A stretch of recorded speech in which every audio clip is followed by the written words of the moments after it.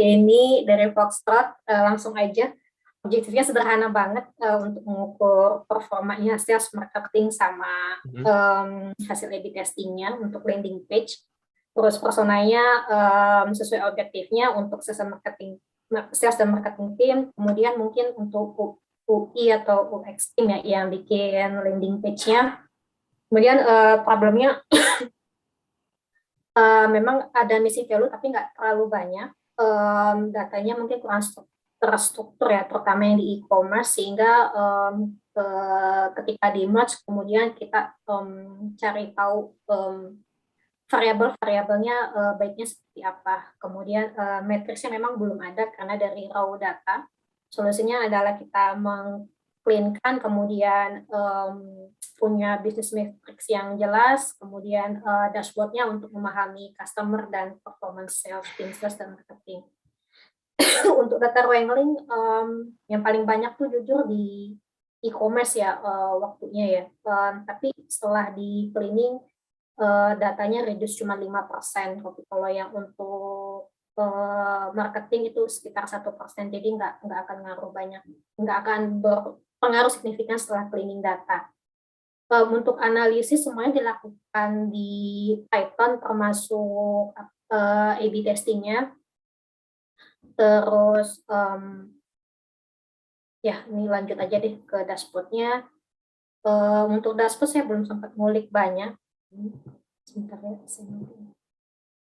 mulai dari salesnya dulu. Ini bisa ngelihat dari sales growth-nya, kemudian by month dan by year. Bisa dilihat ternyata datanya juga kalau kita compare kelihatannya banyak untuk naik ke 2018, tapi sebenarnya beberapa bulan itu kita nggak punya datanya. Terus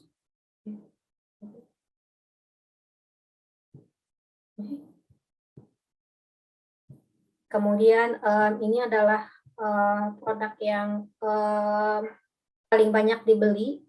Sebenarnya kalau di Power BI bisa kita turunin kursornya. Aku udah keburu bikin di Power BI. Maaf.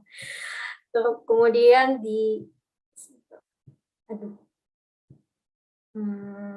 ini terkait customer review, coba dicari tahu sebenarnya fitur-fitur apa yang mempunyai korelasi dengan yang mana yang mempengaruhi review score-nya. Nah, di sini saya coba melihat waiting time. Waiting time ini adalah dari ketika customer itu order, kemudian barang itu di-deliver.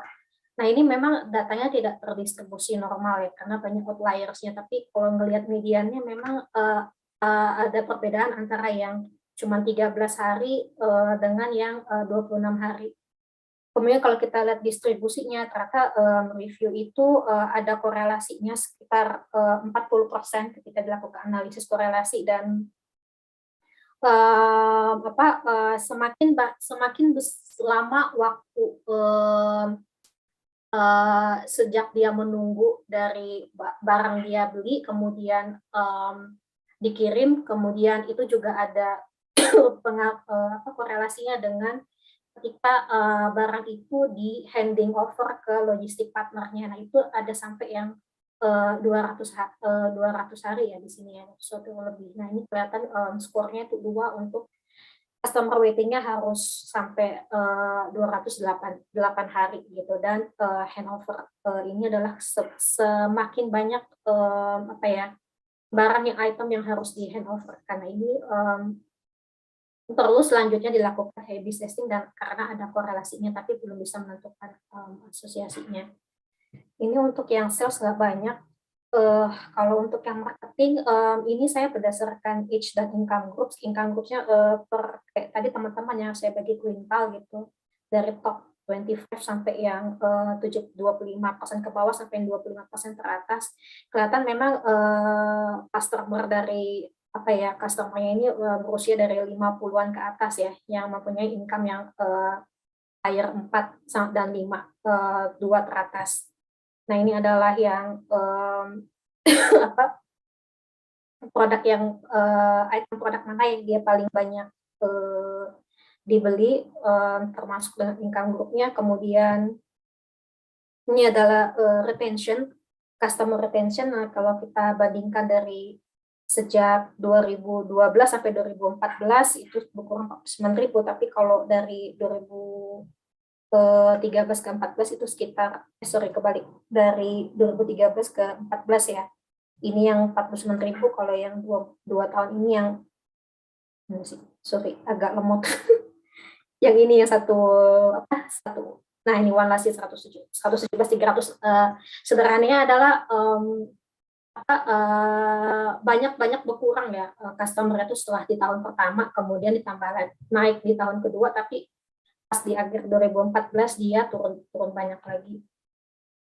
Kemudian ini yang conversion rate-nya dari last day dia terakhir berapa lama sejak dia membeli ya kalau saya, dengan ketika berapa banyak kali campaign itu dilakukan, berapa kali attempt ya, kok kan ada yang sampai 5 attempt atau 4 attempt ya, Pak.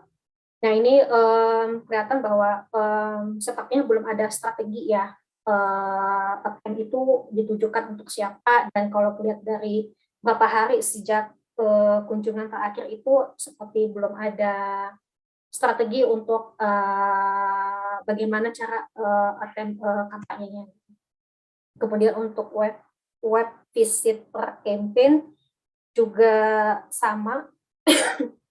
Saya hanya bagi dari yang 1 dan 2 kali yang percobaan kampanye dengan yang tinggi, yang sampai 4 dan 5 kali, sebenarnya tidak terlalu lihat banyak perbedaan ya kalau melihat dari timeline ini.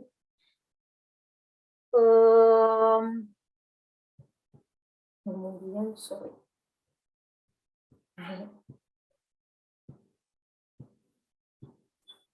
nah ini juga yang per web purchase campaign, ini juga dengan yang berapa kali setelah dilakukan percobaan kampanye dia melakukan pembelian di website. Nah ini kalau melihat dari distribusi memang tidak dapat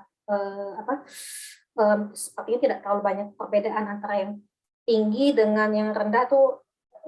Kalau melihat ujungnya sangat sedikit ya, dia harus sampai ada yang harus high purchase attempt rate-nya sampai ini 10 kali. Kemudian untuk yang eksperimen new landing page itu dibagi kontrol dengan treatment, ini percobaannya ini sangat singkat ya, dari tanggal 2 Januari sampai 24 Januari gitu, sangat singkat durasinya. Terus juga kalau nggak di sini kayak nggak ada perbedaan, dan setelah itu dipastikan lagi di A/B testing di Python itu p-value ini kita dapat 0,88 yang memang belum bisa menunjukkan ada perbedaan gitu, karena distribusinya berbeda antara yang observasi dengan yang di alokasi grup kontrol dan treatment.